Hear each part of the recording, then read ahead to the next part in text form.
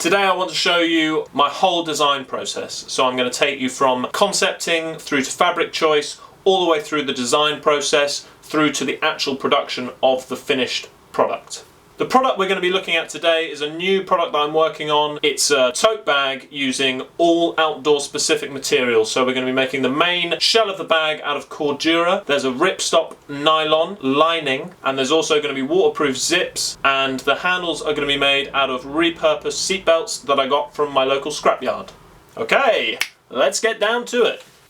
Okay, so the first step in product design is you want to think about your concept and what you want your finished product to actually look like.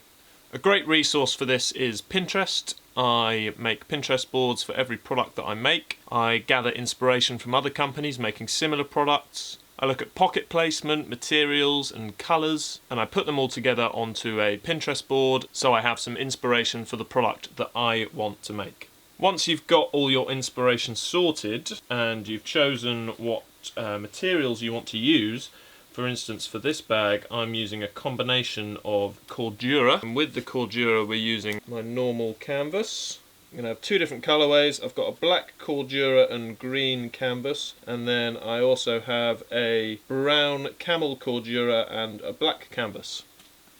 I've also thought about which label to use. I have two available. I think I'm going to go with this one because it's more of an outdoor technical apparel look. Once you've got all your inspiration and materials sorted, you want to start to actually sketch out your design. I use this De La Rowney sketch pad. You can probably use anything, but these pads work really well with the pens that I use for the colours. So as we flick through, you can see some of the designs that I've already done. So some of these products might look familiar as something that we've already got, or some of them I may have concepted them and the prototype didn't really work, or I didn't really like how it came out, so scrap the idea, but you get the general impression. So the next thing you want to do is think about how big you want your bag to be. For this, I like to use a big long ruler, lie it out on the floor, think about how wide I want the bag and how tall I want the bag. So for this bag, I've decided to go for 42 centimeters tall by 38 centimeters wide. That just gives us a rough idea of how big we want the actual bag to be. The next step is to draw your bag. It's very simple. I start off with a pencil, and then I line it with a pen liner and a Sharpie for thicker lines. So I'm just going to get down and start sketching. Doesn't have to be neat at all at this stage. We neaten it up afterwards. You just want to get a general idea of what you want your bag to look like. It's quite hard to see at this stage, but you'll get a better impression once I line it with the pen. Okay, once you've got your pencil sketch done, you're going to want to line it with a pen. I use these uni pins, fine liners, come in all different widths, and I'm just going to get stuck in and start penning this.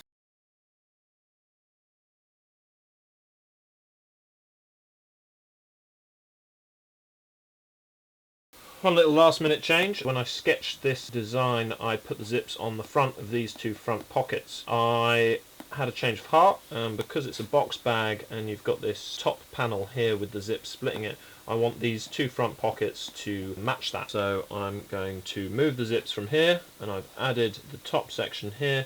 So the zips are going to go in this bit. Okay, once you've got your sketch all lined out like this in pen, the next thing you want to do is get rid of all of the pencil. To do this, you use a rubber or an eraser if you're joining me from across the pond. Okay, so we now have an outline sketch of our bag. Very simple.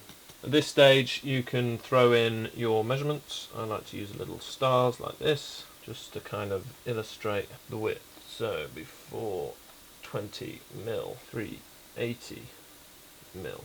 And you can kind of do other things like how wide do you want these turned corners to be. I'd say about 90 mil.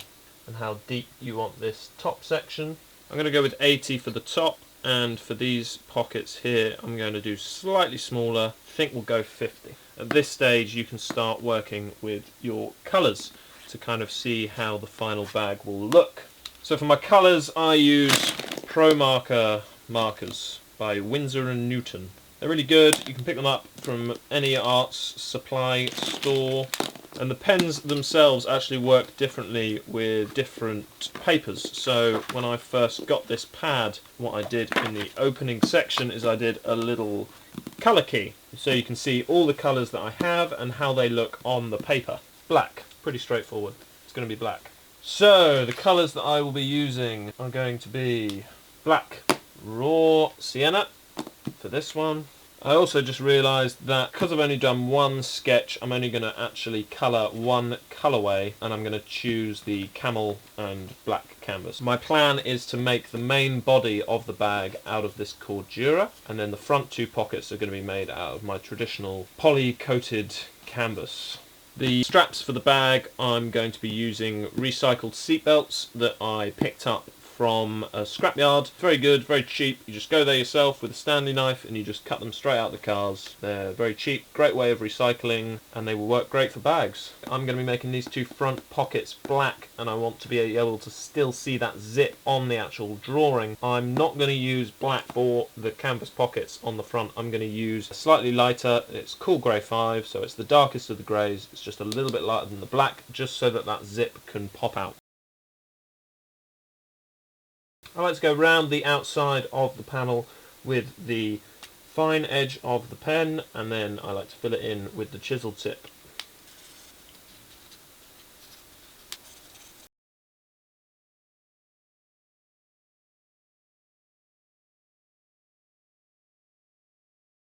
And then we want to do this section, which we chose the raw sienna colour.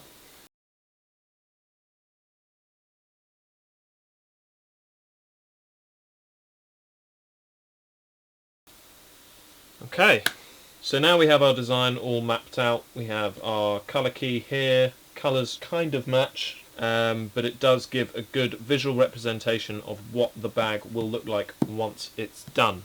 So next I want to make my panel map. It's essentially, I deconstruct the bag into each separate piece of fabric that I will need to make the bag. I then add seam allowances to it, so I know exactly how wide and long each piece of fabric needs to be for me to make this bag. So for example, to start off with, I need my main panel. I need two of them. I like to give a 1 centimetre seam allowance. A lot of people use a 1/4 inch, which is just under 1 centimetre. So I like to use 1 centimetre. So for every panel that I make, I need to be adding 2 centimetres to the width of it. So this is 380mm, which is 38 centimetres, 2 extra centimetres for the seam allowance on the side, so that becomes 40 centimetres wide. It's 42 centimetres high. I need a seam allowance for the top panel and a seam allowance for the bottom panel, so again 2 centimetres, that becomes 44 centimetres. So I do the same process for every panel on the bag. So I have my front pockets. So I know that I need to get 2 of these panels for the pockets on the front of this main panel. So divided by 2, you get 20 centimetres wide, but add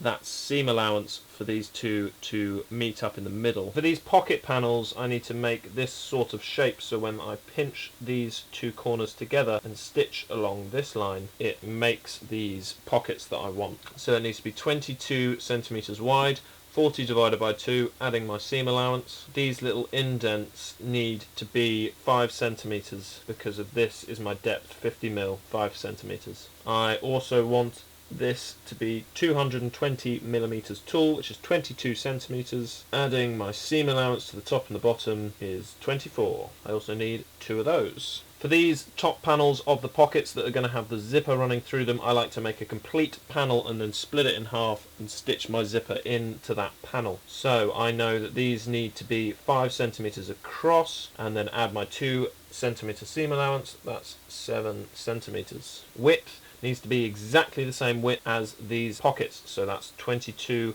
centimetres. I also need one of these top zip panels for the top of the main compartment. So again, that's 80mm, so it's 8 centimetres. Add my 2 centimetre seam allowance, becomes 10 centimetres, and then width wise it's the same as this, 40 centimetres. And I only need the one of them. So I have never made a bag like this before with the zip on the top panel like this, so I'm not quite sure how it will work out. The best way to do this, in my opinion, is cut the pieces, try it. If it doesn't work, unpick it, restitch it, rework it. It's a constant development, so thinking you'll be able to design a bag and then stitch it the next day is not unfeasible. It can be done with a very simple design, but this design is more complex and it might take some time for me to get it right. I also want to line this bag. The lining I'm using is going to be a nylon ripstop. I'm not quite sure how to stitch the lining into this top zipper yet, so I'm going to wait until all these panels are stitched together before I start thinking about my lining.